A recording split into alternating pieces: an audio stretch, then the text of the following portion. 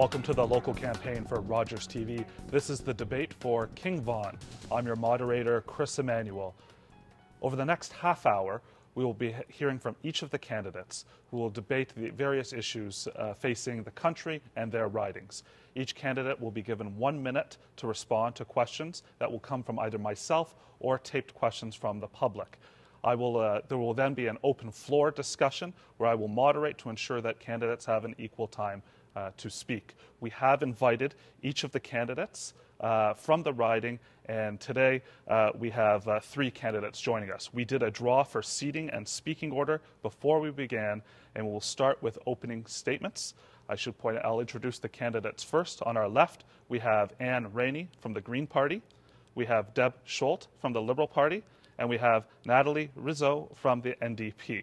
We'll start. Ann, you have 1 minute for your opening statement. Yes, hello. My name is Ann Raney, and I'm the Green Party candidate. I am an engineer, and I have been a volunteer since I've been a high school student in the community where I live, working with seniors and working with youth in various capacities.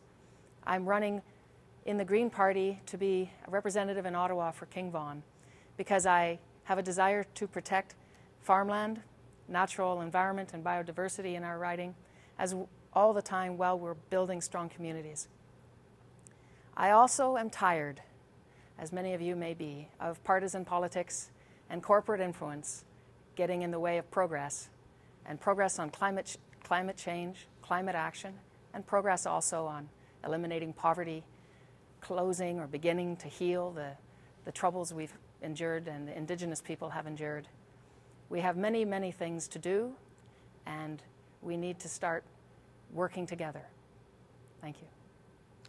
Thank you, Ann. Deb Schulte, you have 1 minute. Yes, hello, I'm Deb Schulte, and I'm the Liberal candidate. And I've had hundreds of conversations with voters, and I know that the Harper government is not working for the majority of Canadians. We need a government, a federal government, that is going to work together with our provinces and our municipalities to help solve the pressing problems that are facing our country.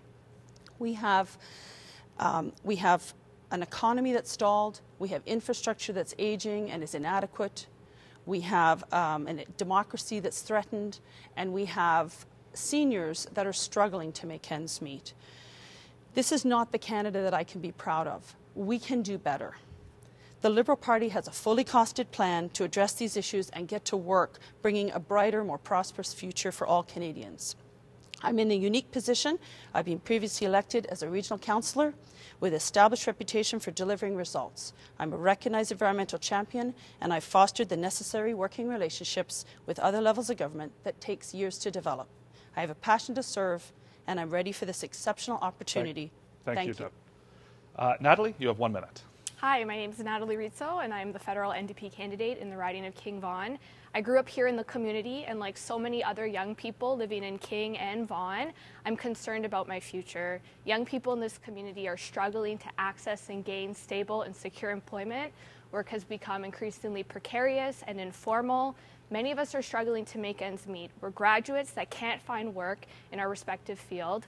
For many of us, settling down in the community that we were raised in, which in my case was Maple, seems completely out of reach. Settling down, owning a home, starting a family, this is just not affordable.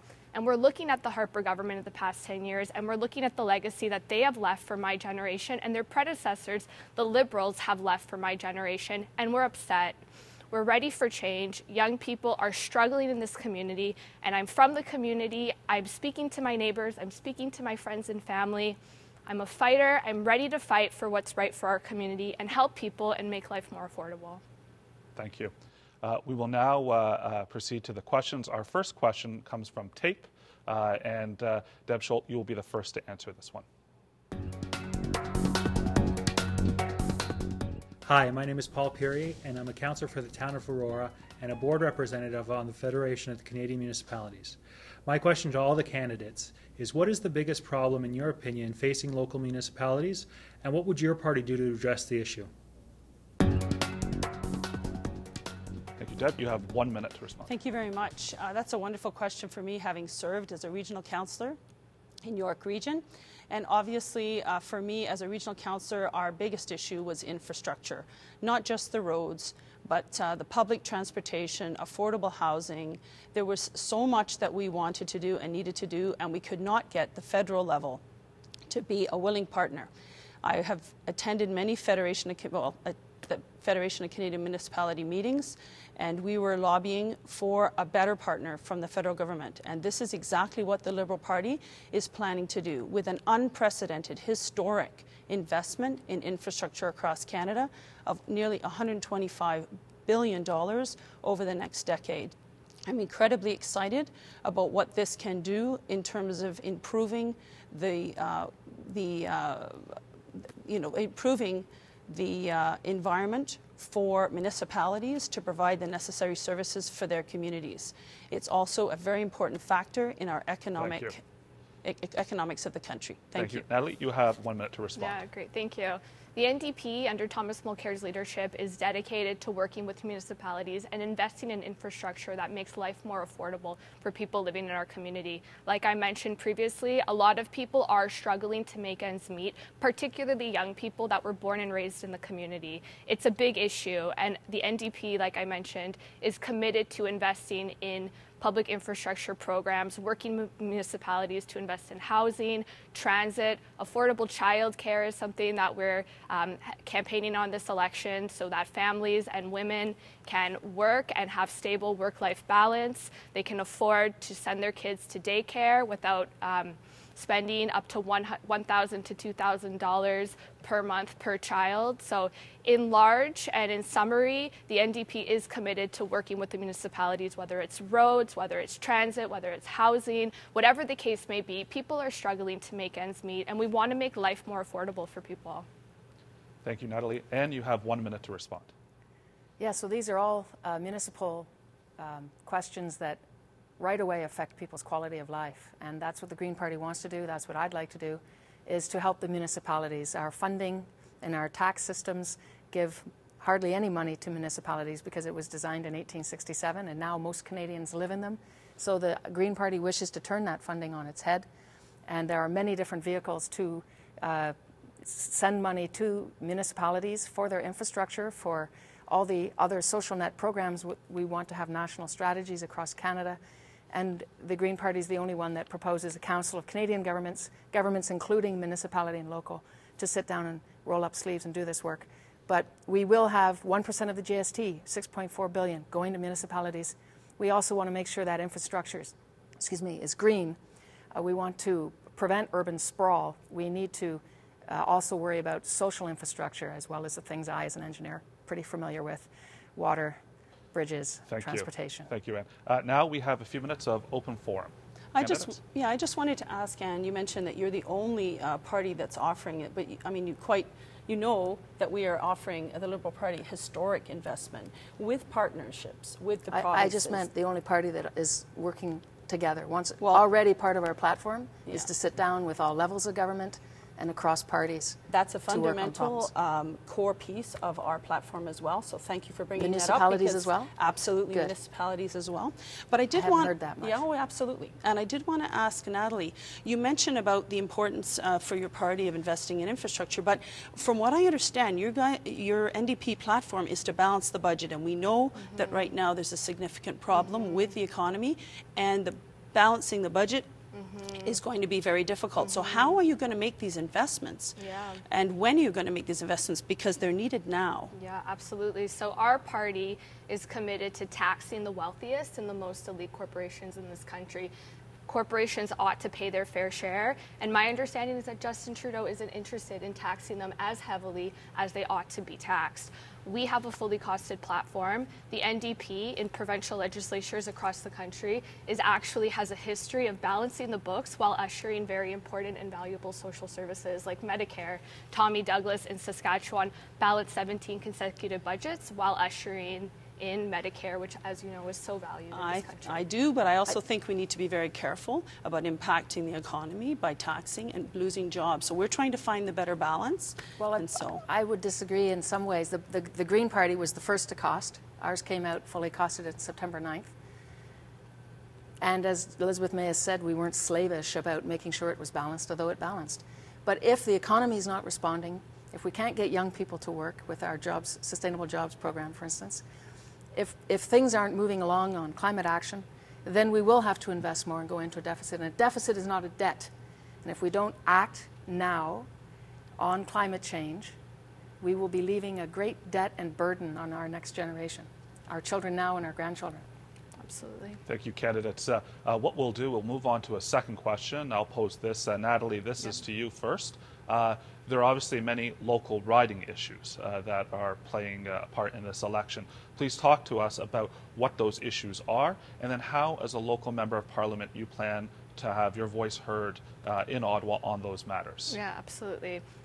You know, as I mentioned, I'm a young person. There are 16,000 people in the riding between the ages of 19 and 29, or 18 and 29, that are struggling. Youth unemployment is twice that of the national average in this country. There are people in my community that I mentioned are very gifted, they're capable, they're qualified, they're educated, and they're working unpaid internship after unpaid internship after unpaid internship. They're working in the service sector, they're working at Vaughan Mills or Canada's Wonderland, and they're really struggling to find stable, quality employment. So this is something that my party is very much committed to. The NDP takes young adults seriously. I mean, we have some of the youngest caucus members of any other party. Clearly, young people are a priority to the NDP. So this is a big issue in our community in Vaughan. A lot of people that have lived in the community for so long are looking around and they're really struggling to start a life. So that said, we have a plan to invest in quality jobs by investing in small business and so on. Thank you. Ann, you have 1 minute to respond. Yes, well, the jobs of the future will be sustainable. We need to, what the other parties don't seem to understand, that the Green Party has always understood, is that the economy and action on climate change and healthy people are all in one package. And so the parties have talked about climate action, but they talk separately about these things. They are involved. So when we're talking about wanting to put youth to work and help them out, we want to slash the debt that many graduates have now in their families, and eventually get rid of tuition altogether for not just colleges and universities, but also skilled trades.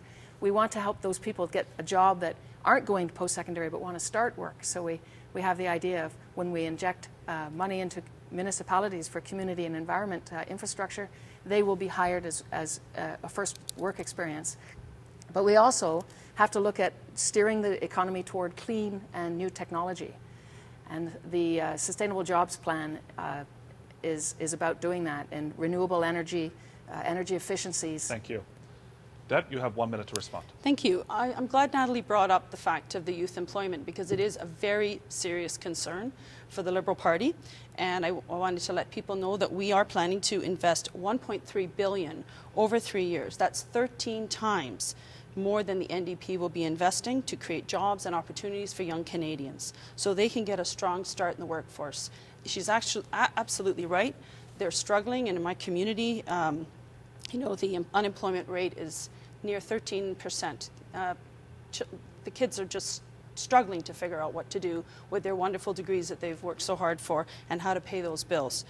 Liberals will create 40,000 youth jobs each year for the next 3 years through new annual investment of $300 million into the renewed youth employment strategy. So that's an important issue for our community, but what I'm hearing on the door is more about that infrastructure.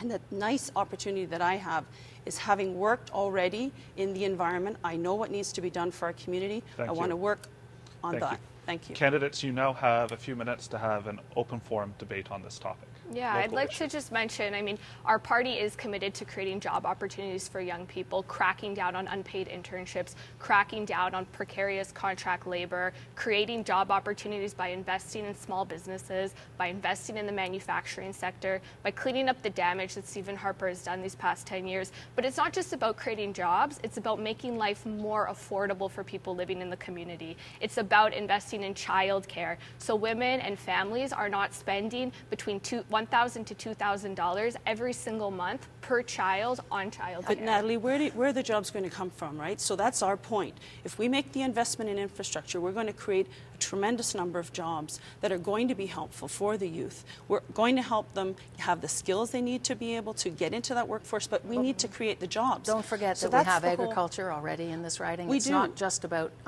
Maple, which has this issue, and so transportation. Are you planning on growing the agriculture in the community? We because want I'm to talking support about it. growing the economy. We're talking about supporting and growing local, and I completely local businesses, agree with that, and that but includes we that. need to grow the economy to put these kids to work. The agricultural environment's there, but the kids are not going. We also need to make it easier for everybody to be able to commute. There's a long commute for most people in Maple and in the riding. That's why we need the infrastructure we're investment. concerned about stress in that way too. We need people to be able to, if they're going to have to commute safely and effectively on transportation. And you've said 1.3 billion. The Green Party would invest 1 billion on just the one plan, which is called the Community and Environment Service Corps, I just referred to earlier. And that's an annual investment. There is more to discuss. There's the electrical grid and other things if we're going to talk about infrastructure. But you asked about jobs. And the new technologies are what's carrying Canada's economy now, but there's a glass ceiling for them. We are a very innovative country. We still have a good rating of innovation, although it's gone from 12 in the world in 2008 to 22. So we need to make sure that we help create jobs, as Natalie said, with small businesses, which is to produce and provide funding and encouragement. We have a fund that we would be setting up for clean technologies to be able to make their way into a larger, instead of being bought up as an idea. Ann, as well, you know, the NDP is also talking about a $15 an hour federal minimum wage that the Liberals actually axed in 1996. Why do we want to restore a federal minimum wage, and why do we want to raise it to $15 an hour? Well, there's people Natalie, in this the community federal minimum wage will only touch a small portion of the workforce. But we're looking to do so much more. There are people that are working full-time. There are NDP. people in this community, and no, it's not just young people. There are people that are working full-time, earning minimum wage and still earning below the poverty line. I'm talking to these people at the doors, and the struggle is real, and their lived experience is real. But Natalie, your plan is not going to help those people, and that's our worry. As a Liberal Party, it's great that you're going to help the federal employees, but it's not going to help the majority of those people that are struggling. It's a start. It's a standard for the provinces to follow but suit. it doesn't apply to anyone else but the federal employees. That was a very robust discussion. We're going to move on to the next question, and this will be going to yourself first, and it will be coming from the monitor. Hi, my name is Michael, and I work in the financial industry. My question for the candidates is, how does your party plan to fund government initiatives, and what would the impact be at both an individual and a corporate level? That's a pretty broad question. I think he's trying to say, how would we provide funds? How are we going to get our tax or our money in so that we can provide services? And I'll throw out some that we agree with the NDP, but we're going a little higher on our large corporate tax. We want to bring it back to 19%, which is the 2009 level, and we're talking about large corporations. We believe in eliminating the subsidies to the fossil fuel industry. That's about $1 billion. We believe in, as I said before, streamlining, increasing the efficiency of our tax system. These boutique taxes and tax credits are complicating our tax code and making it very expensive to administer. We have also the need to get rid of some tax credits, tax havens for the very, very wealthy. We'd like to make things a lot easier for small businesses in the paperwork they have to deal with. I haven't been able to even begin listing. That's a start. Deb, you have 1 minute. Thank you. Well, obviously, our plan is very bold. We've come forward. We have been honest with Canadians. We aren't saying we're going to balance the budget and do all these wonderful things that some of the other parties have been putting forward. We're honestly telling Canadians that we cannot do the kind of investment that's necessary unless we borrow. We borrow for Canadians to invest in their future. It's something you would do normally in your own household. If you needed to do something to grow your household, to take for another child or for your future, you would borrow, and then you would wisely pay that back as soon as you could when you're getting yourself going again. So in this case, the economy stalled. We need to invest in Canada to stimulate the economy. We will be borrowing. We are borrowing at unprecedented low interest rates. It's the right time to do this for Canada. We're going to harness the resources of the country and create a Canada Infrastructure Bank, a bank that's providing low-cost financing for new and viable community-based energy and clean technologies. Well, So, you know what? candidates, Sometimes we borrow from each other, Natalie right? has 1 minute to respond now. Thank you. Yeah, so something that the NDP is committed to, which is dissimilar from our Conservative and Liberal counterparts, is taxing the corporations and taxing the wealthy and the elite and demanding that they pay their fair share. So we want to increase corporate taxes by 2%. We want to close the stock option loophole. This is something that Justin Trudeau is not committing to doing. He wants to run 3 major deficits. He needs $6.5 billion in savings to get his plan started. Where is that money going to come from? It's going to come from cutting very important social programs like healthcare, like education, programs that young Canadians, like I mentioned, that are struggling to make ends meet, programs that we rely on. And this happened under the Chrétien and the Martin administration. The NDP wants corporations to pay their fair share. We're committed to the every person, the every Canadian, and we want to make life more affordable for them by demanding corporate elite step up to the plate. Thank you. Candidates, you have open forum. I have to say that I'm starting to get the feeling here as a Green Party candidate that we're starting to get caught up with the trees and missing the forest. The Green Party is unique because it looks far into the future, and it's been looking at this need for the world and the globe and Canada to thrive in a future economy that must be clean.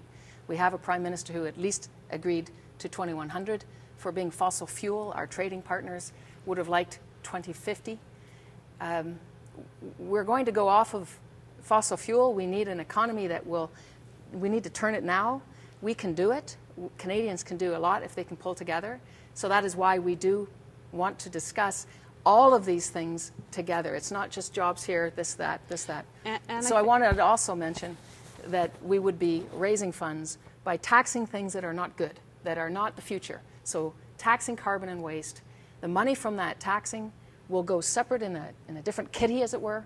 And at the end of the year, everyone over 18 in Canada gets their dividend, their share. And you know, I think that's a very noble goal.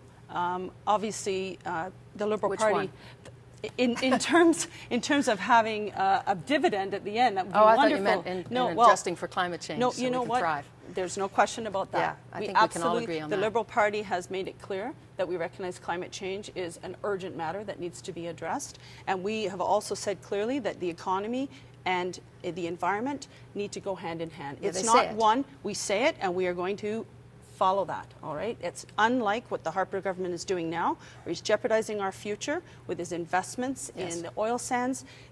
We are not where we need to be for this country, and we are wrecking our reputation on the world stage.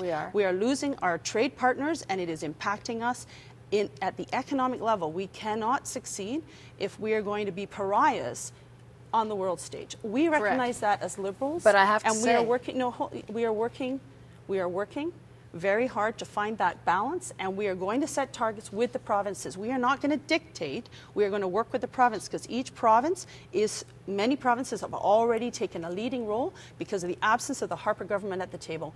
They are figuring out what needs to be done, and we are going to be supporting them and having a federal framework that sets targets that are going to get us to where we need to be. 2 degrees. British Columbia has candidates. tax What we're going to do, and this is actually, I think, a very good segue into what will be our final question. Deb, we'll start with you. Obviously, the economy is factoring largely in this election. There's been a global economic downturn since 2008. There's debate about how significantly it has impacted the country. Please tell me how your party and you view the current economic situation in Canada and your plans to stimulate the economy. Deb, you have 1 minute. So, Chris, I mean, really that is a question that kind of ties up a lot of what's already been said at the debate today. So we recognize that we are in a very fragile and unstable portion of time for the economy, and it is not the time to be trying to balance the budget. So it's the investment in infrastructure that we have focused on, and that's not just roads, that's roads, bridges, public transit, which will improve the quality of life for our citizens. It will be affordable housing, it will be seniors' residences. There is so much that needs to be done, and I know this, having been a regional councillor and struggling without a federal partner to be able to do the things that are needed for our communities. What I can bring to the table is having those working relationships already with those partners at the provincial and municipal level to work together to get these projects moving now. That's why we are making the investment now. Thank you. Thank Natalie? you. Great, thank you. So, I mean, as previously mentioned, of course, this question does relate to much that was discussed earlier today. The NDP wants to invest in small business, the manufacturing sector, clean up the damage that Stephen Harper has done. We want to invest in all of these wonderful programs that make life more affordable for people that are struggling. But what makes us and Thomas Mulcair dissimilar from the Liberal Party and Justin Trudeau is that the NDP, under Thomas Mulcair's leadership, is principled. We are principled. You see this with Bill C-51 and the principled stand that we took on that very sensitive issue, that very serious... 2 weeks after we did. Sorry, don't that very interrupt serious bill that the overwhelming amount of Canadians rejected, including leading constitutional lawyers and political scientists in this country. Justin Trudeau and the Liberal Party, this is standard campaign practice to campaign as if they're a progressive left-wing government and to form government and legislate in such a way that completely turns their back on campaign promises, to cut very valuable social services. I mean, we see this at the provincial level under Kathleen Wynne's government. Time. Thank you. Ann, you have 1 minute. I'm sorry, Natalie. I blurted that out. I've almost forgotten the question because I'm sitting here seeing this partisan thing happening. Your question was regarding the 2008... It's regarding the economy and your plans to stimulate the economy. Well, before 2008 recession even began, we lost 400,000 jobs in Ontario. Okay, that was before the 2008 crisis, global crisis. That was because we're skewing our economy to be heavily relying on the fossil fuel industry and the tar sands. So the dollar went up, manufacturing struggled. Not a good economic history this government has. I think the other thing that we need to recognize is that if the other night at the leaders' debate, Mr. Harper was going to take credit for the reduction in emissions, if he's going to take credit in the reduction of emissions, he really ought to take credit for the global economic meltdown of 2008 then. But I honestly did forget your question. We have a quick open forum. I just want to butt in because, you know, to say that one leader is, you know, more honest and truthful, I think Trudeau has proven himself in being a true leader. He has said that, you know, he has come out and basically put something that may not be popular across. He's not been safe. He's come out and he said, we are going to need to tax those that are making over $200,000 more to pay for the tax cuts that we're going to bring the middle class. He has come out and been truthful. He is not going to balance the budget. He is going to need to go into debt, but it's the right time to do it. And for you to sit here and say that only Mulcair is being an honest broker at the table is, I find offensive. Mulcair is basically saying to Canadians that he's going to give all these wonderful programs. We've actually got a wrap up. Okay. Thank you, candidates. For more information, viewers are invited to go to rogerstv.com. Thank you very much for watching, and be sure to vote on Election Day.